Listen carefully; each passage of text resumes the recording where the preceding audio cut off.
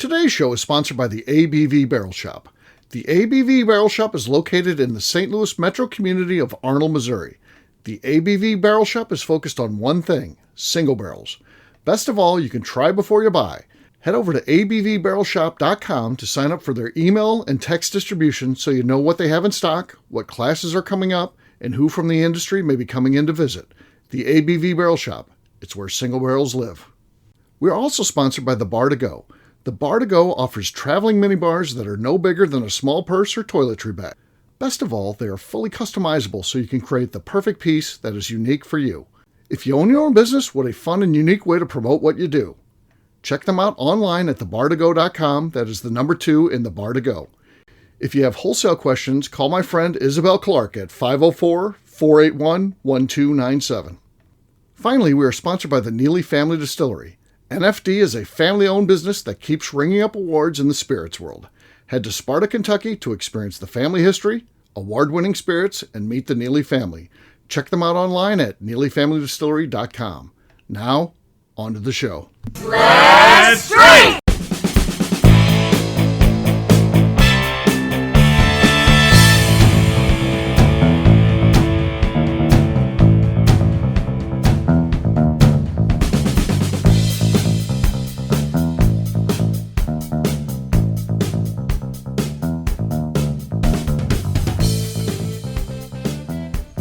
Welcome to the Bourbon Daily, the podcast about everything bourbon delivered to you every day of the week. Today on the show, we discuss things bourbon amateurs care about. My name is McNew. Please join me in welcoming my co-host, Steve Akeley, along with our special guests, Tim Swyatt, Kathy Cool, and Von Nieters. Hey, gang, what's up? Hey, guys. Hey-o! So, yeah, we're going to be talking about stuff that amateurs care about. This is part 1 of 2. Tomorrow, we're going to talk about stuff that bourbon pros care about. So, it'll be, I got to listen to both shows. So, this is part 1 of 2. It's so good, it has to be broken up into 2 shows. Before we get to all of that, I got a question for Von Nieters. Von Nieters, did we recently talk about we drink bourbon, Sprite in our bourbon? I had a guy listening to the show, sends in if there's a little form you can fill out. He's like, love listening to the show, just found it. The only question I got for you guys, what's the deal with the Sprite in the bourbon? And I guess I'm willing to try. How much do you put in there? I don't know what he's talking about. I don't know anybody who puts Sprite in their bourbon. I don't know about this recently.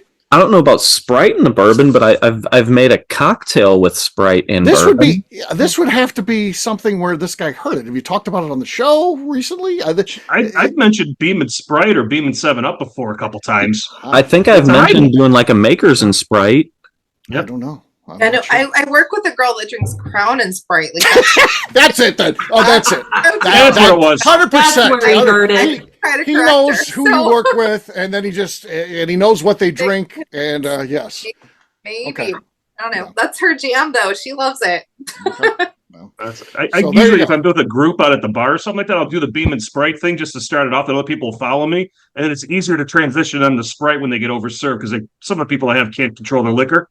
It's mostly work events, so then I'll just tell the bartender, "Hey, just make sure it's Sprite," and I'll tip the bartender a little bit. Or you see the one female in the group getting a little overserved. It's like, no, this is not good. Stop that. Something's going to happen. So I switch it to that. So I'll use that as a thing. But I can't remember talking about too much. Don't remember having a conversation about it, but I know exactly. We can't tell things that just happen to happen in our personal lives. Like this guy would know that, and that's what he's asking about. That doesn't matter. Like in 1978, my uncle once had a Sprite and a bourbon. We can't talk about that because that's not what he's referring to. He's referring to it being talked about on the show enough where he's. It was specifically on the show. Well, yeah. Had to be because I was going to say I definitely mentioned it on the St. Louis Bourbon Conversations before when you asked about what do you drink doing yard work, and I mentioned doing Sprite, Makers, and like a little bit of lime juice on a hot day. Oh, I don't know. That's all.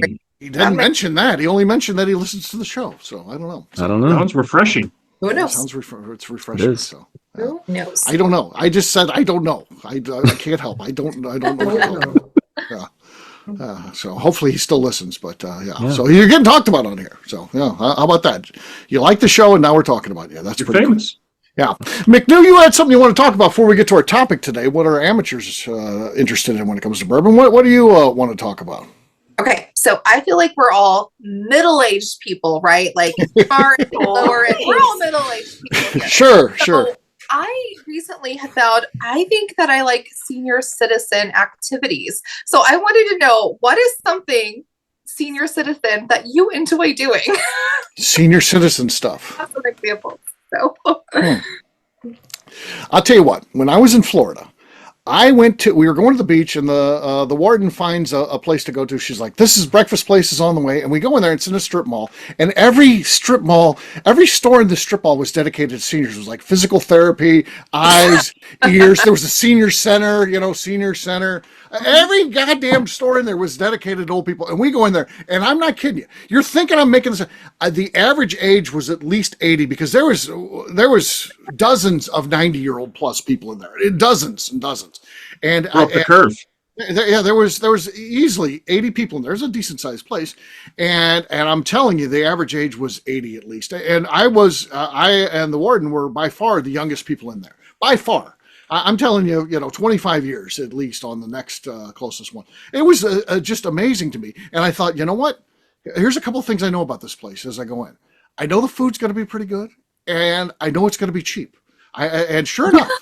That breakfast, we had one of the best breakfasts that we had, and it was $27. And I'm telling you, eating a breakfast for $27 in Florida, most of them were over $50. That's a deal. That's a really good deal. That's like what? Not even $12 a person. Well, maybe I like eating like old people sometimes because you save money. Yeah, the old people know where to go to save money for sure. And those little diners are the best for that. Oh yeah, there's a little diner called Peaches in Venice, Florida. So this sounds cute. It is cool. Yeah, Venice was nice. It was nice. Very crowded though. Very, very crowded. Traffic, Jesus.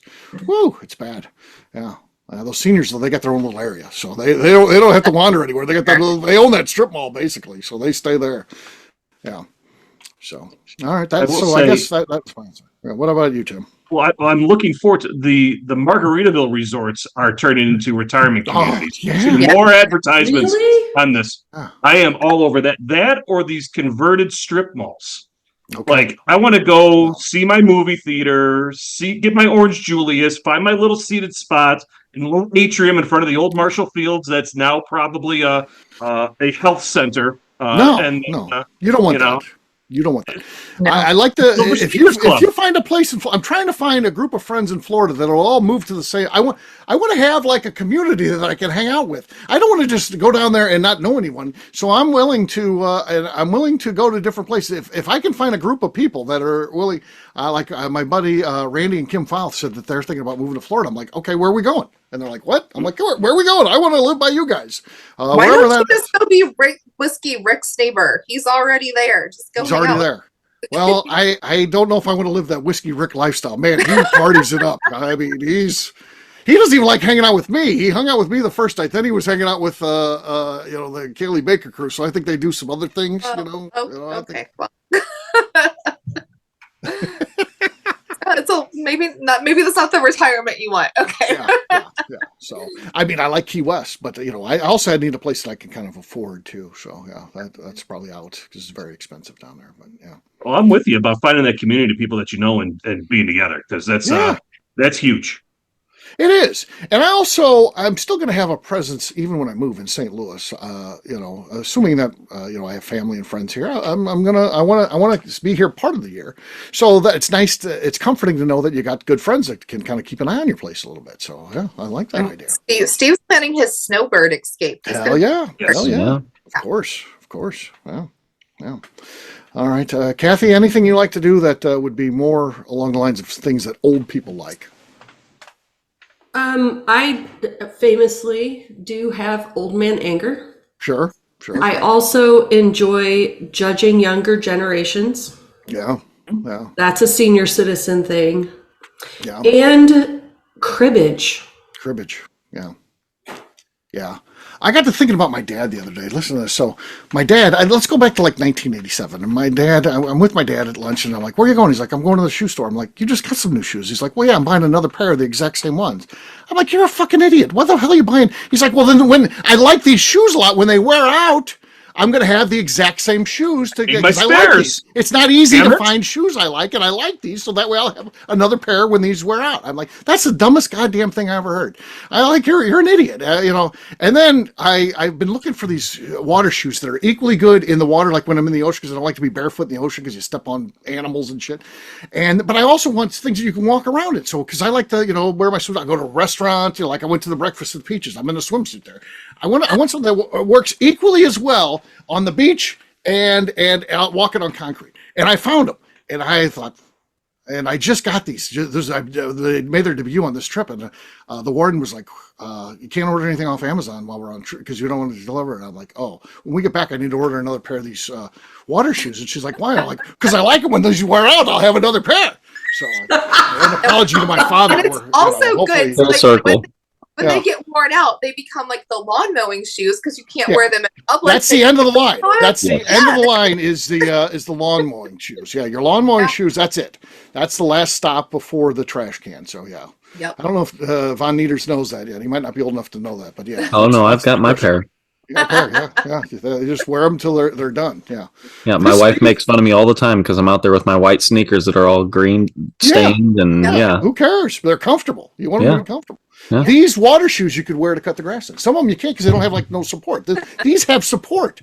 I'm telling you. You might have to send me the link to those. I need some they're more shoes. fantastic. They're fantastic. So the warden was making fun of me, but then I told her they also have women's sizes, and now she's going to get a pair. Now she's investing. investing. And then she'll probably buy a second pair once she gets them because they're going to be that comfortable. She's going to like them. Yeah. Oh yeah, I'm telling you, they're life changers. All right, Von Nieters, what do you like that old people like? You're a pretty young guy, so maybe there's nothing. Turtle. I guess Old I people didn't. like I don't turtles. really know what old people are like. See, I he don't know doesn't even what know we're old getting into, but like I enjoy like doing just yard work and like, you know, planting like things that will grow fruits or vegetables, like not necessarily like full on gardening, but I like to plant stuff that I know will like self-sustain and like it will grow stuff and that I can reap the benefits from. And like, I guess another thing is I love just sitting on the porch with a cocktail and just hanging out. Porch sitting. Yes. Rocking chair. There's Or a glider. We have rocking chairs. That's Glider. what I did all night last night. Just Yep. hang out on the rocking chair Oh, after everyone went home because we hosted Yeah. Easter as we record this. Easter was yesterday. Yeah. Yeah. Drank till you fell off the porch. That's how you know you're done for the night. Didn't quite McNew fall was off yet. falling. That's why we have the railing. McNew knows. McNew I know. knows. She didn't have the railing, railing and did she not help in my case. landed in the but bushes. Yeah. Really, it's fine. So McNew, you asked this question. What is your answer? Did Wyatt get the answer? Yeah, he answered. Yeah. Oh. So I found I really like spending Saturday mornings in antique shops. Like I love to just go to a random I like antique going to shop antique shops. That's and just damn it. roll Is that old through people? it. Like It's not fun, Old isn't people it? do now. anything Yeah. in Antiquing particular. is old people. Just a slow morning, and I'm always the youngest person there. Sometimes my mom is the youngest person there, and we're just kind of like, okay, great. But I also, we have this really nice tree in our backyard now. It finally grew up, and I'm like, I could get a bird feeder. Like, I would love to just go out there and be like, there's you're at birds the here in the bird phase. morning. And then I Oh. realized, Yeah, you're turning. You're at the There's bird phase. Oh yeah, birding. All of a sudden, at some point in time, you wake up and there's birds, and you just can't get enough of them now. yeah, Yeah. no, I haven't bought the feeder yet, but I'm looking for one that I like. And I'm like, this is, god damn, I just really hit that senior citizen activity with the bird watching. You know, the Bird problem watching. with birds, though, is they crap all over everything. Yeah, they crap all over everything. Well, that's why you watch them with They're already- binoculars from far away. They don't like to stay away from my house. They always end up on the back deck pooping all over everything. No, so they're already here. So I'm like, they're here anyways. I might as well feed them. Might as well be nice to them. I don't know. What birds do you like? When you see, you're like, that's a don't- cool bird. I don't know yet because I don't know what they are. And The I best think that's my bird next- that you can that's my get is next the bluebird. That's the bird you want. The bluebird, You not the want blue the jay. Double. Not the blue jay. They're very temperamental. I like the bluebird. It's a good Bluebird is nice. If you can also get yourself a double-breasted mattress thumper in your yard, that's really something. Why do birds have all those fucking names like that? The hairy They all have woodpecker. weird- Yeah, Yes. hairy woodpecker, Yellow-breasted tufted titmouse. titmouse. Yeah, Yep. yeah, Yes. Yeah. They're all tits. yeah, lots of tits with the birds. Yeah, yeah. I like hearing the woodpeckers. And you know what else I like to do that old people do? Me too. What? Sit out on the back patio and listen to the crickets and the cicadas at dusk. Uh, Oh. And and look at the lightning bugs. Look at the lightning bugs. We don't have as many as we used to. I want them. They need to be over here in the afternoon. We have there's hundreds and hundreds of frogs by our pond. Sounds amazing. Oh, That's what I love have. that. Listen to those the mating calls in the spring. They just you can hear them through the closed windows. They're so loud, but it is so I'll be another couple of weeks. It is so relaxing. The spring peepers are in full force right now. Oh, nice. Yeah, we have a little pond in front, and there's lots of frogs by there too. And then when they're boning, they get stuck in the pond, and we have to go out there and fish them out. They're always stuck together, and they're like, you're not gonna be able to get out of here because it's like a pond. There's no way out. You can jump in, and there's no. We need to get a frog ramp or something. Put a ramp, I guess we need a ramp. You know what would work if you got like a Barbie dream house and cut the steps out of it? That would probably work. just put the whole Barbie house out there so they can live in it. They have those little ladders that they make for bird cages. They're like miniature ladders. And my next door neighbor used to put one up to his bird bath so that the squirrels could get up there and drink. We all know squirrels can get anywhere. I don't know why they needed a ladder, but it was cute. Sure. Yeah. I take those. We have a lake in the backyard. I take them and dump them in the lake. They're back in that fucking pond probably before I get back up there. I swear to God, they're back up there. They don't have any predators in the pond. That's why. Well, because my neighbor killed all the turtles because he didn't like them. I like the turtles. Rude. The turtles. The turtles keep the pond clean. Yeah, exactly. They eat all the dying and sick fish and. Here's where the turtles need some help with PR. When the geese, and a lot of people don't like geese. I don't have any problem with the geese. A lot of people don't like the geese. But when the geese have the babies, there's a lot of people in the subdivision that like that. But when you start seeing those babies get torn underwater, then people get angry. Then they hate the turtles. They're like, they want a bounty on the turtle heads. Circle of life. No. The geese just like red duck. God, I miss red duck. Yeah, exactly. Saint hates the geese, and I let him chase those fuckers all day. I'm like, good, get rid of them. Let's go. Get rid of the geese. I don't like the geese. Okay, fair enough. They're nasty, and they're loud, and they're mean. I don't like the geese. I have some sort of peace treaty with the geese, I guess. They don't bother me. They're never mean to me. I don't know. Maybe they know I know Red Robin, so yeah. They're like, the scoop here is that McNew has found birds. So make sure you send all your feeder ideas to the ABB email address, and let's make sure we let McNew know which bird feeder she should be getting. Yeah, absolutely. Okay. All right. Well, on that note, guess what, gang? It's time to drink. What is everyone drinking? Let's start with McNew. McNew, what do you got there? I have, so as we're recording, it's April Fool's Day. I have some Fortune Spool to follow suit. Okay. Weak. KK, what do you got? I'm going to open up my New Riff malted rye whiskey.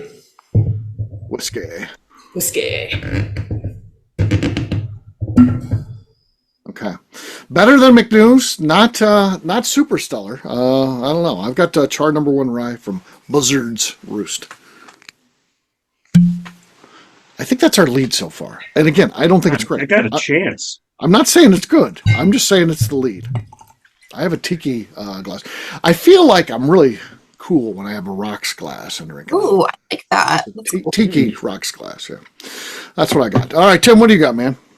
I'm giving a little shout out to our friend Alan Bishop over at Spirits of French Lick for the time being. Lee W. Sinclair, single barrel from 2016 that I got from the Legend. So we'll see this one. See if we go. Slide on the side. No. God damn it! Right.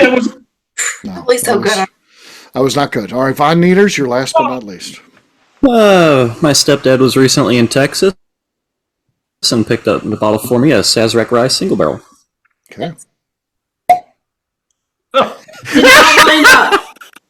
Did not line up. Never does. Not even close. We got to play that for the audience. 10 seconds before. I got to release that for the audience. I got to release that video. So yeah, that's fine. That's ridiculous. You should be embarrassed trying to, pull those shenanigans. You're gonna get it. It goes in the record book, but it's pending investigation. So. I don't even care anymore. Cheers. I don't even care anymore. All right, we'll take a a quick break. And then when we come back, we're going to be talking about things that amateurs care about when it comes to bourbon. We'll do that in just a few.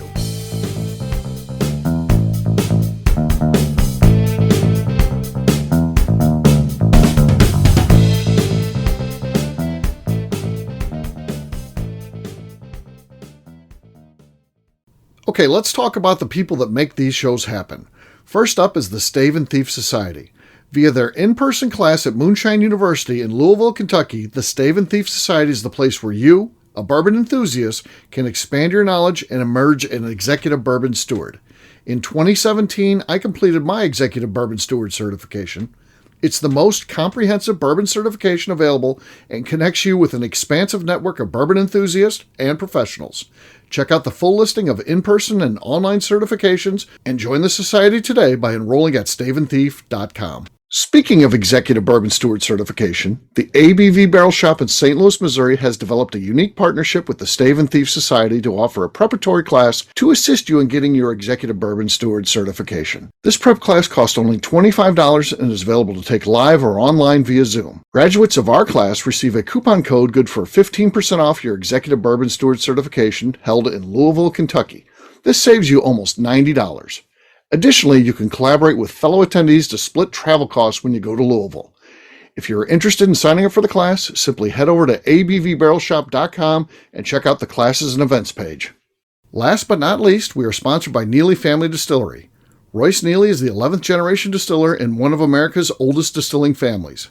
A visit to Neely Family Distillery takes you through family history, where you can see all the artifacts and newspaper clippings through the years from this family that started distilling in America after James Neely arrived from Northern Ireland in 1740. Today, Royce Neely and his team are crafting some of the best spirits in America. Their bourbon and absinthe offerings keep winning top honors in the spirits competitions. Recently, their absinthe made history as the first platinum winner in the absinthe category at the San Francisco Spirits Competition. Neely Family Distillery is definitely a bucket list destination if you are a bourbon fan. Learn more about their spirit offerings, visiting their facility, and the awards they have collected over at NeelyFamilyDistillery.com.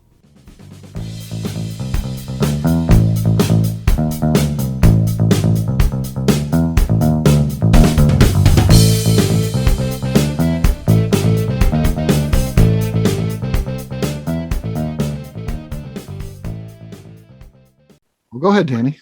Is there something you need to say? Just sitting there saying that, plain and simple, if you're sending me to a text, you need to tell me you need to send it to me on a text. So Welcome back to the Bourbon Daily. Today we're talking about things bourbon amateurs care about. Yes, we are. What are some things that you guys think that amateurs care about that bourbon pros really could care less about? What do you think are some of those things? Well, I was thinking back to like when I was an amateur and what were things that interested me. Learning about the process, the whole education side of it, learning the different like heritage brands, what the differences were, basics like the difference between a wheater and a rye bourbon. Those are things that interested me. And then, but I guess slanted towards the very basics, because I think that pros are interested in process and things like that. That you continue to be interested like the tours, right? Yeah. Okay. The tours were more. I think tours are definitely something the amateurs really care about. So I love those. Yeah. The tours, the travel. Yeah. Well, you make a point there, Kathy, though, on the original heritage brands, because if you're going to standard bars, not whiskey themed bars or whiskey focused bars, you're stuck with the heritage brands. Right. So you're working your way through that stuff a little bit, and you're trying not to be embarrassed about ordering something or other. So you're watching around, trying to see what other people are ordering. What are they ordering? They're ordering whatever it is. That's what you're going to gravitate to until you figure it all out. But those heritage brands, I think, are the big one to start, because everybody's chasing after Eagle Rare by then. Because Can't Touch Blends, but Eagle Rare seems to be the one that I think everybody's running off. Eagle Rare captures them. Okay. That's what they feel like a little more fancier than others. They show like they understand something, but they're trying to figure it out still. Okay. I think other people's opinions on certain brands have more meaning to you, and then once you kind of figure out your profile, you don't really care what other people think. Right. Yes. Yeah, you get past who cares what this person thinks. Let me try it, and then I'll decide if I like it. I think that's definitely something that the amateurs are into. I think another thing that kind of... But I think it's important for their growth, too. Is it? Yeah. It was for mine. I mean... To get excited about what other people are drinking versus yourself? Yeah, because it helped me find things that I didn't know where to look. Like if I were to go as a newbie into a store with a big whiskey section, beyond the basics that I could get at a bar, I didn't know what I was looking at. So I would look to other people, and if they liked it, well, then I could try it. Now, does that mean I still drink it? No, but amateurs have to start somewhere. Mm-hmm. I think it's a double-edged sword. Yeah, I mean, it depends on who you're listening to. Well, you're trying to determine if it's smooth or not. That's what you're gravitating to. No, as a newbie, that's where it is. Well, is this smooth? And it's like you don't know what that means, but you know it means basically it doesn't burn. It doesn't, and you don't understand how important the finish is yet. You're trying to figure out the taste and try to work through it. So it's like, is it smooth or whatever it may be? And I don't think you're really focused on proof yet either, because you're drinking whatever. You're usually trying if I was starting a lot of 80 proofs and a lot of 90 proofs, and that was it. I wasn't anything over 90. I was like, oh, that's too hot. That's too hot. That's not smooth. And then you don't know why that's the case. That's not necessarily true. Yeah. That's a good point, because then you start to develop different. You can start picking out tastes and different flavors out of each thing you try, rather than just this is too hot or this is smooth. This just tastes like whiskey. Yeah, I'm not getting anything on these notes. Everything they're saying, I'm not getting anything. It just tastes like whiskey. Yeah. Right. I would say some other things. Whiskey rocks. Whiskey rocks. I remember that was the coolest thing. Oh my God, I can chill without watering down when I thought I knew something. And then I chipped a tooth and I said, that was enough of that one. Now I realized what was going on there. I feel like dentists are sponsoring those. Like they have to be. There's no other reason. Dentists, dentists. Those are dentist approved. So yes, keeps them in business. Yeah. That and glassware. Yeah. McNew, what do you think? Things that newbies are interested in. I think winning lotteries. So the first time you sign up for a lottery and you win, like that's exciting. That's fun. It is. That's exciting. Then the more you're into it, the more you see like kind of what a racket it is. Like it's still fun to win, don't get me wrong, but like I'm not basing my whole bourbon year on that. Like I've never been a whiskey hunter. I always like just grab whatever's on the shelf, but I have won a couple local lotteries and that's been fun. I don't really care to do that anymore. I think as a newbie, it's like, yeah, I won. I got this Pappy or I got this Weller. If you're in Indiana, that's kind of still a big deal. But the more you're in it, the more you're like kind of like, I can go buy a single barrel that's just as good for less money. That's true. This is true. You do kind of get past that stuff, which is hard for newbies to even believe that you can ever get. It's like you got to learn it for yourself. Nobody can tell you. You just got to experience it. Yeah. One that I think is a big deal for newbies, and for the life of me, I don't know why it's important at all, is mash bills. They want to. I can tell who's new by they come in and they want to know what's the mash bill. I don't know. Just try it. Do you like it? Then you like that whatever that mash bill is. I don't know myself. I don't care. I honestly don't care what a mash bill is. I really don't. I have zero interest in it. I just want to know. I want to taste the whiskey. I don't care actually what you say about it. I just want to try it for myself. That's the only opinion I care about is my own. Actually, is that selfish? Is that being a prick? Is that having a huge ego? I don't think so. Because the person who has to drink what I like is me. So I don't. I also think building a collection is important to newbies where they're just like, hey, I accumulated all these bottles and they're all unopened. The more, like, I think real whiskey drinkers, we have open bottles. I've never had a collection, so to speak. I have a room full of open bottles. I don't have a collection of closed bottles. And I think they just want to be like, I bought this and I bought that and I bought that. I'm like, great. Are you making a museum or do you want to drink whiskey? Like, they just want to get their hands on as many things as they can. And that's not really the point. Yeah. It's not what do you own. It's what are you enjoying? What do you like? Yeah. Right. Yeah. Well, I agree. Glassware, Swyatt. I think you hit that. Glassware is important to the newbies too. Yeah. Glassware. Collecting all that glassware. Yeah. Man, you don't need to because you're going to get a lot of glassware anyway. If you're into the bourbon game, you're going to get a lot of glassware. I'm just to the point now, I don't know what to do with all of it. Yeah, right. How many tastings do you go to where you're like, right, and they're like, keep the glass. Yeah. I don't know. Yeah. I want to start paring some of these down. I haven't figured out how to do that yet. The only ones I want to keep are like the special ones because there's a couple distilleries that do them for single barrel picks. Like I want to keep those. Those are the ones I want to keep because that's special to me. I got a Jack Daniel's one. I got Neely does a single barrel glass. A couple other ones do single barrel. That's the ones I want to keep. Those are cool because they tie back to events, things that I did, and memories. Yeah. Well, I'm still growing my glassware. Oh yeah. Well, so you're saying you can take some glassware off our hands? Yeah. For my bar, so.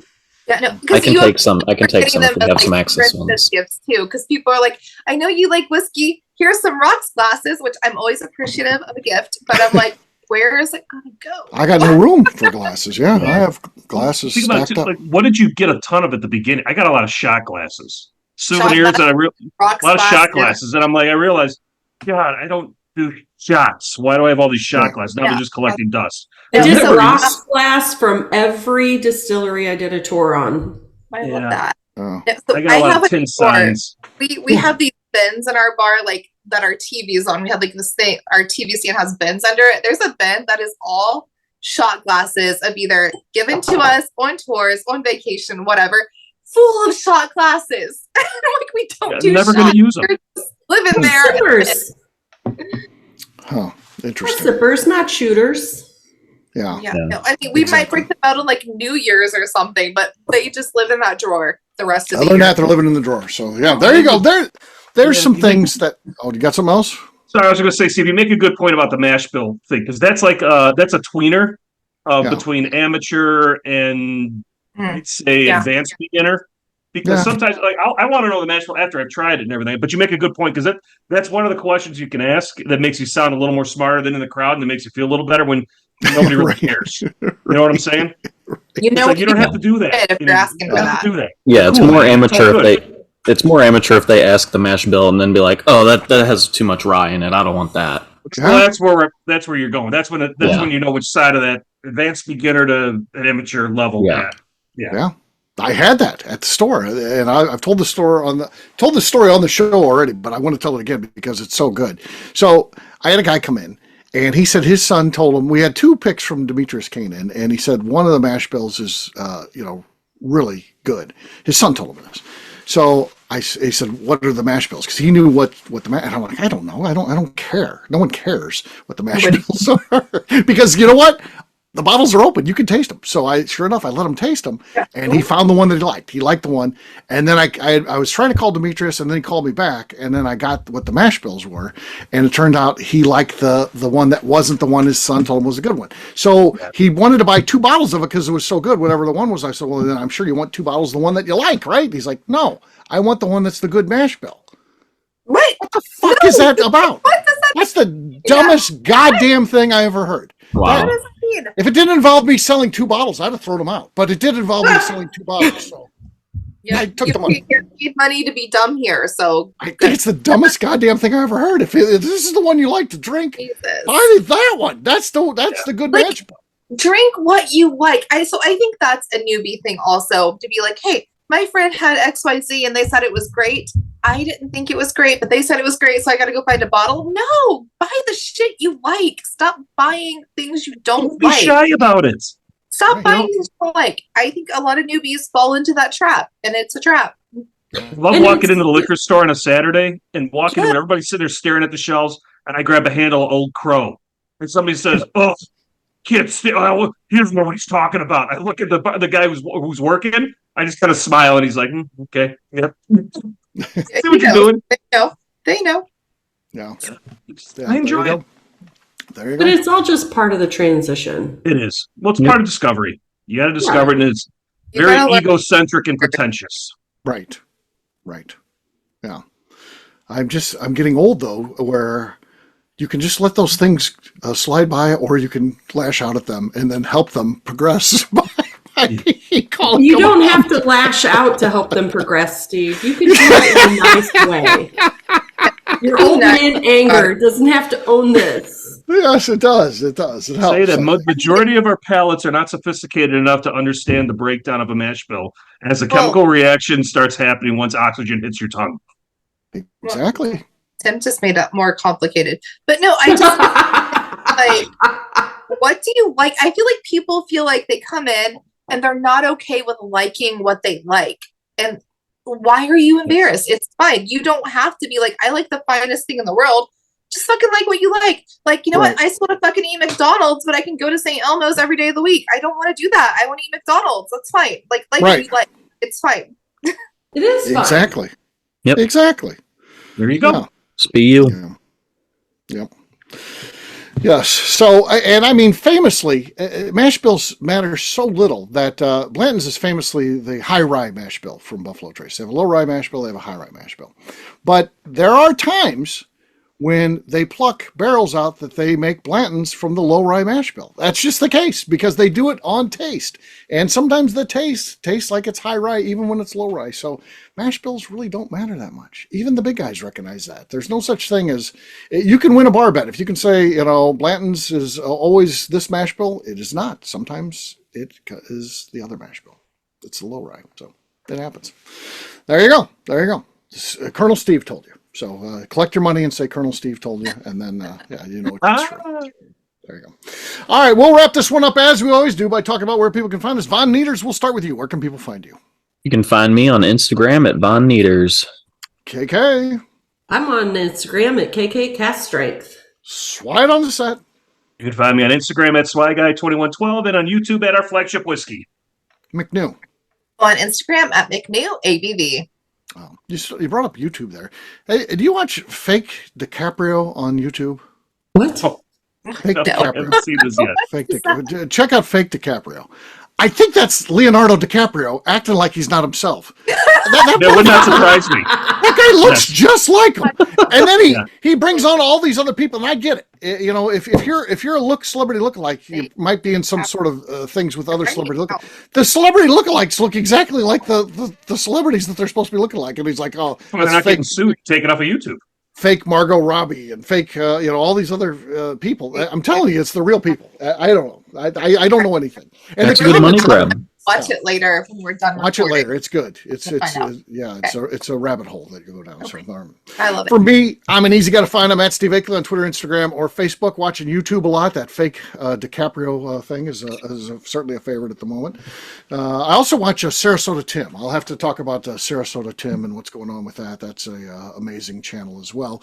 And it's not about Sarasota Tim because his channel's pretty boring, but it's all the people that hate Sarasota Tim that ultimately are watching all of Sarasota Tim's videos, and he puts out like 7 a day, and they analyze them, and they're getting viewers because how much they hate Sarasota Tim. It's just fascinating to me.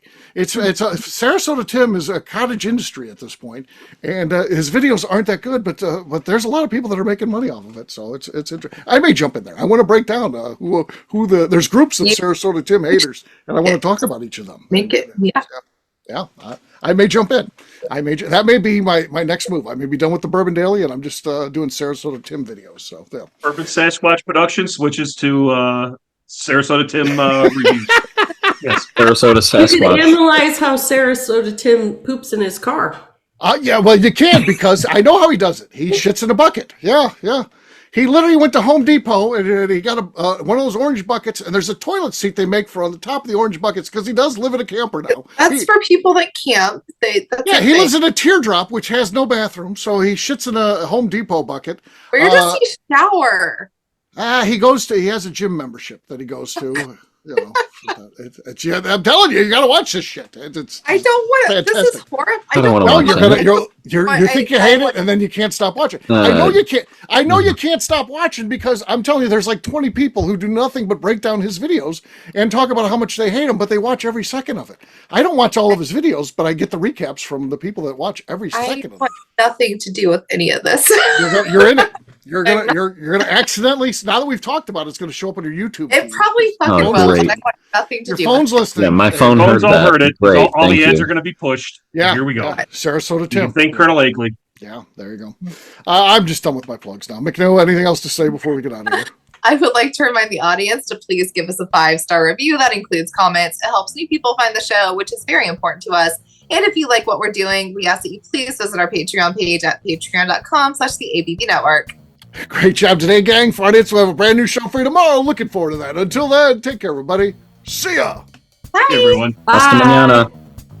Peace.